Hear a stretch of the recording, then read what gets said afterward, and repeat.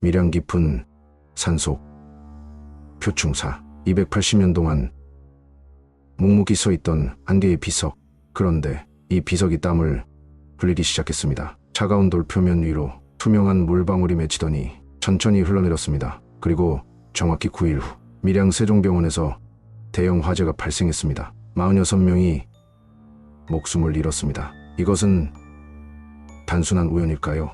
아니면 비석이 무언가를 경고하고 있었던 걸까요? 표충비.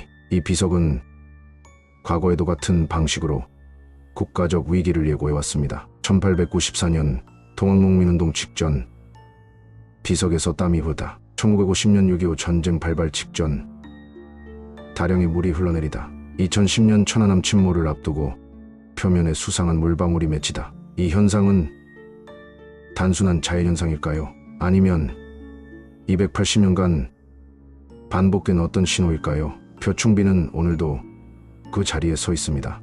그리고 우리가 모르는 사이 또 한 방울의 땀을 흘리고 있을지도 모릅니다. 밀양 표충사 경내. 이곳에는 높이 3.8m, 너비 98cm의 거대한 검은 비석 하나가 서 있습니다. 비석 정면에 새겨진 긴 문장. 유명 조선국 밀양 표충사 송은대 사형당 비명병서. 이 문장은 한 인물을 기리기 위해 새겨졌습니다. 바로 조선의 승병장 사명대사. 1592년 임진왜란 일본군이 조선을 침략했을 때 사명대사는 칼 대신 염주를 들고 승병을 조직했습니다. 그는 일본 장수가토 기요마사와 담판을 벌였고 포로로 끌려간 3,000명의 조선인을 고국으로 데려온 인물이었습니다. 그로부터 150년 후 1742년 사명대사의 5대 법손 남궁 선사는 그의 정신을 기리기 위해 경북 경산에서 검은 대리석을 가져와 비석을 세웁니다. 이 비석의 이름은 표충비. 충성을 표하다는 의미를 담고 있습니다. 하지만 이 비석은 단순한 기념비로 남지 않았습니다. 어느 날부터인가 이 돌에서 물방울이 맺히기 시작했습니다. 그리고 이상하게도 그 현상은 국가적 위기와 맞물려 나타났습니다. 비석은 원래 차갑고 건조해야 합니다. 하지만 표충비는 다릅니다. 때때로 이 비석은 마치 살아있는 것처럼 서서히 땀을 흘리기 시작합니다. 2021년 1월 22일 밀양. 한겨울의 차가운 공기 속 표충비는 평소처럼 조용히 서 있었습니다. 그런데 비석 표면이 이상했습니다. 마치 뜨거운 열기에 노출된 것처럼 투명한 물방울이 맺히기 시작했습니다. 시간이 지나면서 물방울은 점점 커지더니 천천히 흘러내렸습니다. 그 양은 약 2리터에 달했습니다. 비석이 또 땀을 흘린다. 소식을 들은 사람들은 모여들었고 비석 아래에는 작은 웅덩이가 만들어질 정도였습니다. 그리고 그로부터 몇 달 뒤 대한민국은 코로나19 대유행과 사회적 혼란에 휩싸였습니다. 이것이 단순한 자연현상일까요? 아니면 우리가 알지 못하는 어떤 경고의 신호일까요? 사실 이 현상은 이번이 처음이 아니었습니다. 2004년 표충비에서 물방울이 맺히고 몇 달 후 대한민국 정치계에 큰 변화가 찾아옴. 노무현 대통령 탄핵 심판. 1950년 비석에서 다량의 물이 흘러내리고 몇 달 후 6.25 전쟁 발발. 2010년 천안함 사건 발생 직전 비석에서 정체불명의 물방울 관찰. 공식적으로 기록된 표충비의 땀 흘림 현상은 77회 이상. 하지만 이 물방울이 단순한 결로 현상이라면 왜 특정한 시기에만 발생하는 걸까요? 왜 비석 전체가 아닌 특정 부분에서만 물방울이 맺히는 걸까요? 그리고 왜 국가적 사건이 터지기 직전에만 이 현상이 반복되는 걸까요? 과학으로 설명할 수 없는 표충비의 신비. 이 현상의 실체는 과연 무엇일까요? 과학적으로 설명할 방법은 없을까? 전문가들은 이 현상을 단순한 결로 현상으로 설명합니다. 즉, 공기 중의 수분이 차가운 비석 표면에 응결되어 물방울이 맺히는 자연 현상이라는 것이죠.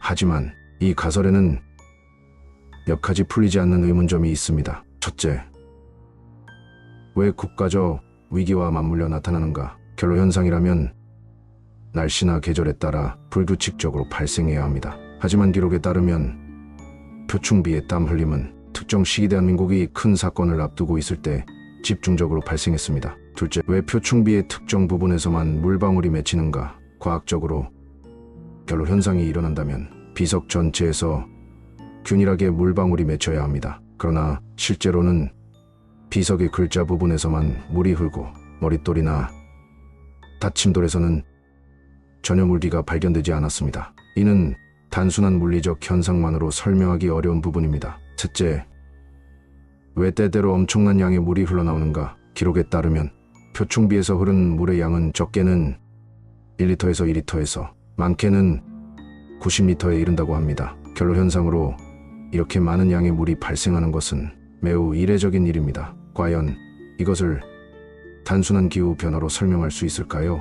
아니면 우리가 아직 밝혀내지 못한 어떤 힘이 작용하고 있는 걸까요? 한 가지 흥미로운 점은 이 비석이 세워진 목적이 표충, 즉 충성을 드러낸다는 뜻이라는 겁니다. 조국을 위해 목숨을 바친 사명대사의 정신이 깃든 곳. 그렇다면 이 땀방울은 단순한 자연 현상이 아니라 무언가를 알리려는 메시지일 가능성은 없을까요? 비석이 미래를 예견할 수 있을까? 이 질문에 대한 답은 쉽게 내릴 수 없습니다. 하지만 한 가지 확실한 것은 이 비석이 단순한 돌덩이가 아니라는 점입니다. 우리는 여기서 두 가지 가능성을 생각해 볼 수 있습니다. 1. 인간의 본능, 패턴 찾기. 행동경제학자 데니얼 카너먼은 인간의 뇌가 무작위한 사건들 사이에서 패턴을 찾아내려 한다고 말합니다. 즉, 표충비의 땀 흘림과 국가적 사건 사이에는 본래 아무 연관이 없지만 우리가 의미를 부여하면서 일종의 예언처럼 보이게 된다는 해석입니다. 비슷한 사례가 있습니다. 미국에서는 선거 직전 미식 축구 레드스킨스 법칙이란 것이 있었습니다. NFL 팀인 워싱턴 레드스킨스가 경기에서 승리하면 현직 대통령이 재선되고 패배하면 정권 교체가 일어난다는 것이었죠. 이 패턴은 1937년부터 2000년까지 100% 적중했습니다. 하지만 2004년 조지 W. 부시가 당선되면서 깨졌죠. 즉, 우리는 무의미한 사건들 사이에서도 연관성을 찾으려는 본능이 있습니다. 그렇다면 표충비 역시 우리가 의미를 부여한 것뿐일까요?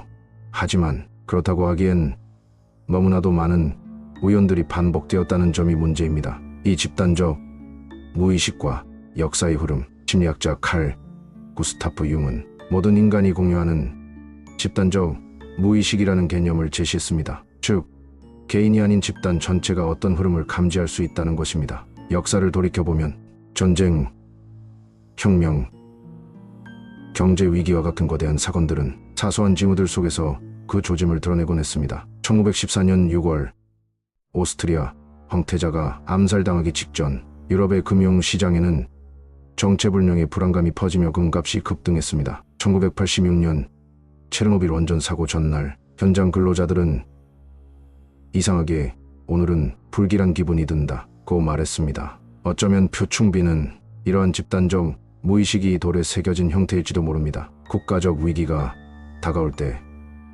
사람들이 알게 모르게 불안해하고 그 기운이 비석이라는 매개체를 통해 땀이라는 형식으로 나타난 것일까요? 이제 마지막 질문이 남습니다. 이 비석이 우리에게 전하고자 하는 것은 무엇일까요? 표충비의 땀 흘림은 단순한 초자연적 현상이 아니라 역사가 우리에게 보내는 경고일지도 모릅니다. 과거를 돌아보면 국가적 위기는 결코 갑자기 찾아온 것이 아니었습니다. 징조는 항상 존재했지만 우리가 그 신호를 무시했을 뿐.